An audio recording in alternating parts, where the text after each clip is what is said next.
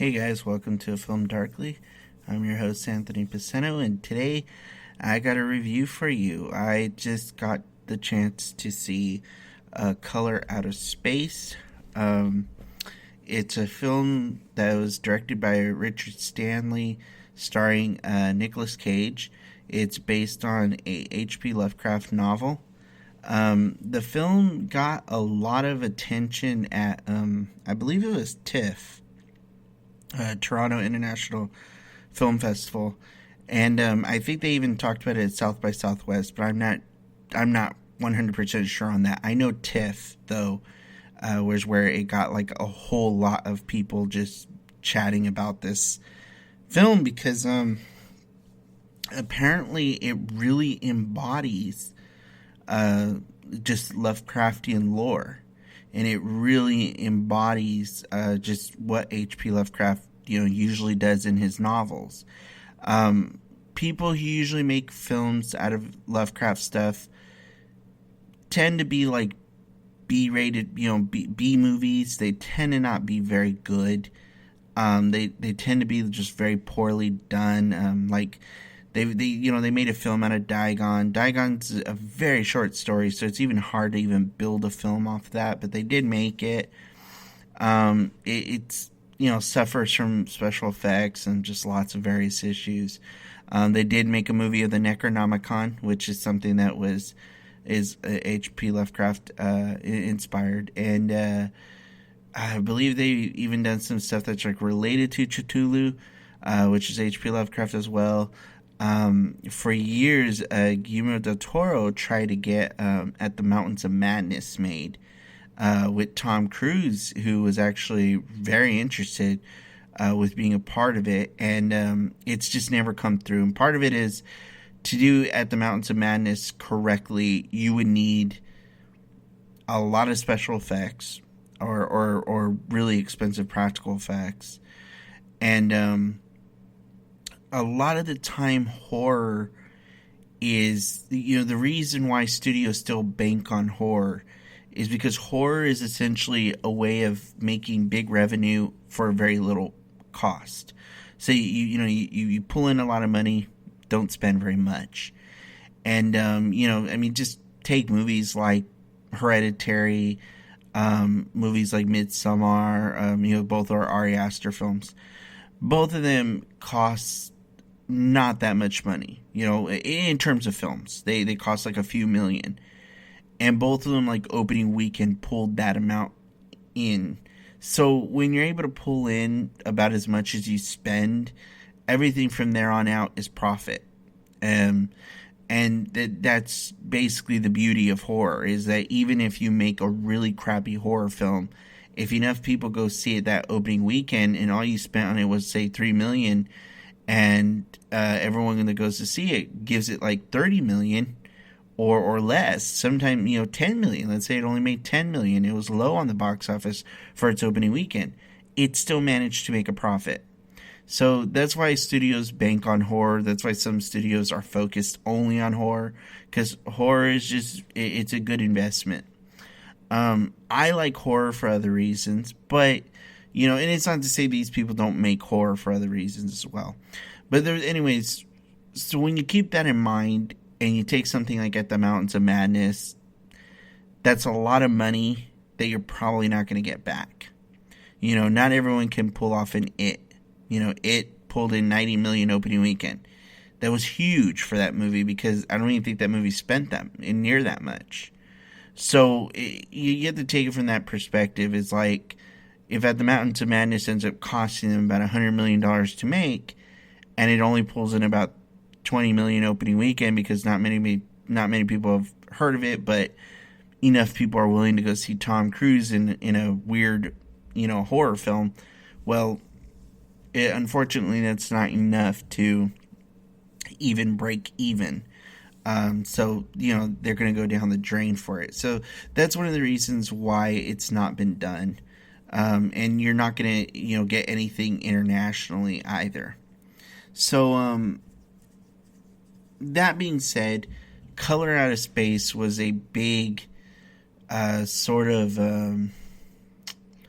risk. It's just a big risk because it needed a lot of special effects, needs a lot of practical effects, and you just have to hope that it's done right. Otherwise, it can't make back that money. Like I said, went to go see this film tonight, which was its only showing in Fresno. It only had one showing tonight. It's not showing any more times. Maybe it'll come back. I don't know. But it's 7 p.m. tonight, and that was it. And so I went to go see it, and I gotta say, I enjoyed it. I very much enjoyed it. It's a very weird horror film, but it's a Lovecraftian. It makes sense, you know. It follows Lovecraftian. It has the feel of Lovecraft. I am familiar with the book, and it's very close to the book.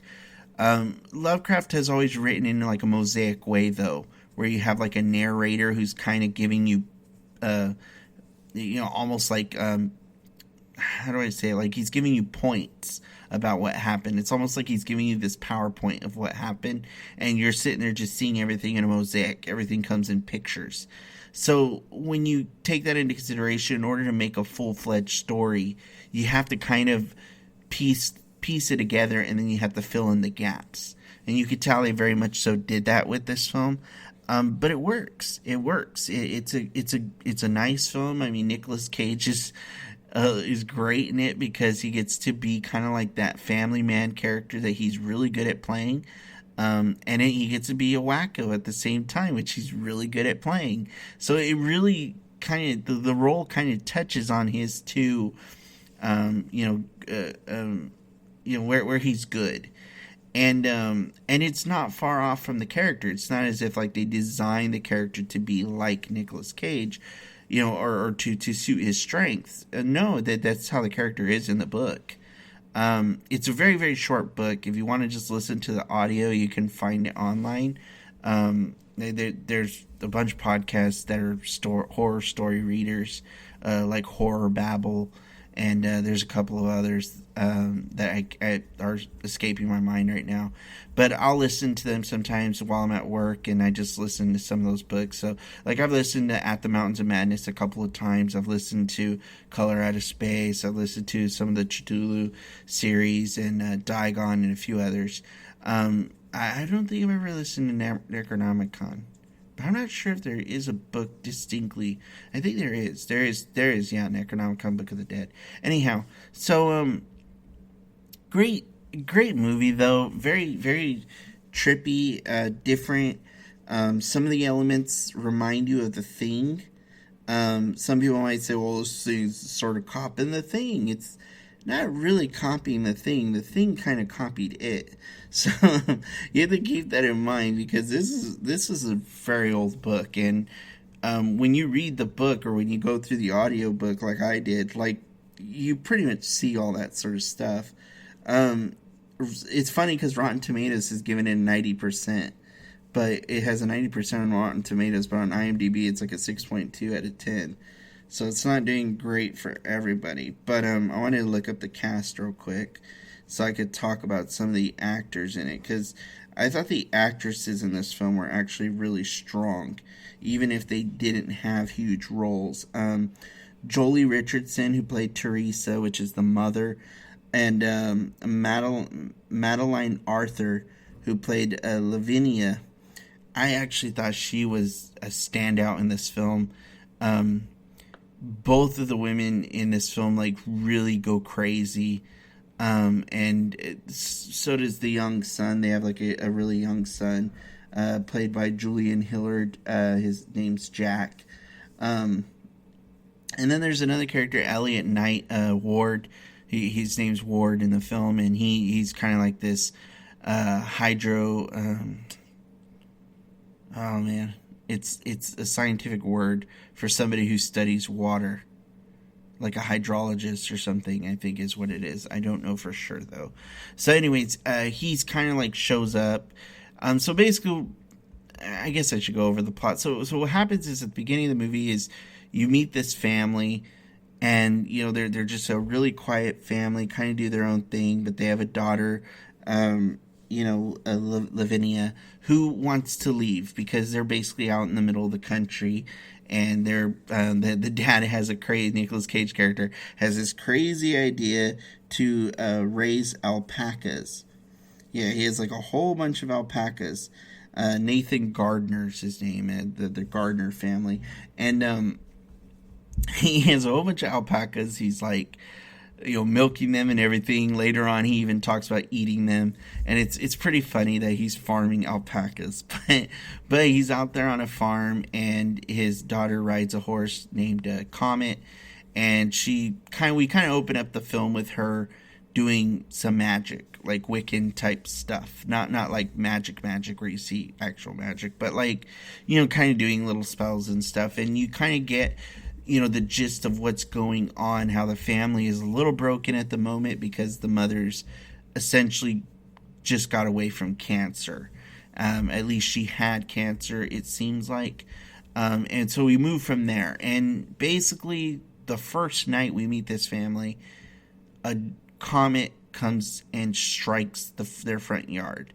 And it's, when it comes, it has this weird magenta based color, and I say based because it's kind of like the colors in the movie kind of like switch out, like they kind of come in flashes, but essentially it's a magenta, and accidentally hit a wall, or a corner, so you're gonna probably heard something really loud right now, and I don't think I'll be able to fix it because I was talking while it happened, so unfortunately I won't be able to fix that. Anyhow, so but it has like this magenta base to it, and basically it crashes, and from there everything goes wild. Everything just gets really weird. I don't want to go into anything else because it just, it's now I'm going into the story, but that's essentially the plot of the film. And we basically, are introduced very early on to this character named Ward, who really doesn't have a big role in the film. You would think he does, but he kind of just appears here and there. And, we kind of meet him, though, right off the bat, and we sort of get this idea that something's wrong with the water, or at least he's there to test the water because they have a new mayor who wants to do some building a dam and such. And then suddenly this meteor comes crashing down. So that's where everything breaks loose. It, like I said, it's very H.P. Lovecraft. It fits, the book. It fits the narrative. It's weird. It doesn't explain a whole lot to you. It kind of leaves things for you to just kind of guess and understand what's going on. I did have an issue at one scene, but I can't say what the scene is because it's actually giving away the movie. And even though you can't really see this movie in theaters anymore, it's still a movie that I'm going to highly recommend when it comes out on DVD or digitally to get it, because or to stream it, because it's such a great film. And I just don't want to give anything away, but I just will say that the ending of the film had a thing happen. It's not, I don't have a problem with the actual ending, but there's something that happens during the ending that was probably my only disappointment, because I don't remember it in the book necessarily. It may have been there. I don't recall though. And I felt like it kind of went away from Lovecraft. Like, it's like Lovecraft wouldn't do that. That was kind of my thought. Lovecraft wouldn't do that. And that was kind of a big deal for me, whereas it threw me off to see it. Because I'm like, that's not Lovecraft. And, to give you a bit of a hint, it was some explanation. And I just don't feel Lovecraft would have given any sort of a explanation whatsoever. He would have left it up to you to figure it out, which a lot of it's, being spelled out for you. You could see what's happening, but you don't know why it's happening. And I felt like this scene kind of, this moment kind of let us in on why. And I didn't like that, because I just don't think that's Lovecraft. And I don't, like I said, I don't recall that being in the book. It may have been, and I'm just not remembering, but I'm pretty sure it's not, because it just doesn't feel very Lovecraftian to even have that in the book. But either way, I think it's a great, it's a great movie. It's a good horror flick. You definitely got to see it. I don't know if it's like my favorite.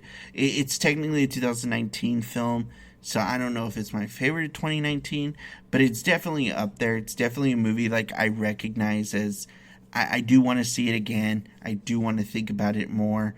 I thought it was interesting that the CGI wasn't really CGI at times. It felt more like stop motion, but I don't know for sure if it was stop motion. It may have been CGI, but it felt like stop motion. Like it just looked that way. Um, I'm not sure why they picked that. Maybe it's cheaper. I don't think it's cheaper though. I don't know, but anyhow, it just I noticed that with some of the special effects though, it looked like stop motion to me. So, anyways, that's my review. If I had to give it out of 10, I'd probably say it's at least an 8.5 out of 10. I did enjoy it quite a bit. I do think it's a good film. There is something about it that doesn't make me say, "Oh, this is fantastic." You know, it was talked up like the way the movie Mandy was. I did see Mandy with Nicolas Cage, and I wasn't that impressed with Mandy. You know, Mandy, as I watched it, and I was kind of like, okay, I could see why people like it. I'm like, but I don't know. Like to me, it was just too like what's that? Like the phrase meta. It's too meta. Like it's trying to be a B movie, and it's trying to be a good one. And for a lot of people, it was. But for me, that it was so talked up that when I saw it, I was like, this isn't as good as I thought it was going to be. And Color Out of Space kind of feels the same way, where it's like there was a lot of talk, and I saw it, and then I'm like, it's not quite as good, but I liked it more than Mandy. Mandy was in the end was a bit of a disappointment. It was good, but it was a bit of a disappointment. This wasn't a disappointment. It just didn't quite have the exact same feel as, you know, or didn't quite reach the same levels as my expectations, if that makes sense. Anyways, hope you guys get to see it. Don't forget to leave a review if you can, especially on iTunes, and like and follow me.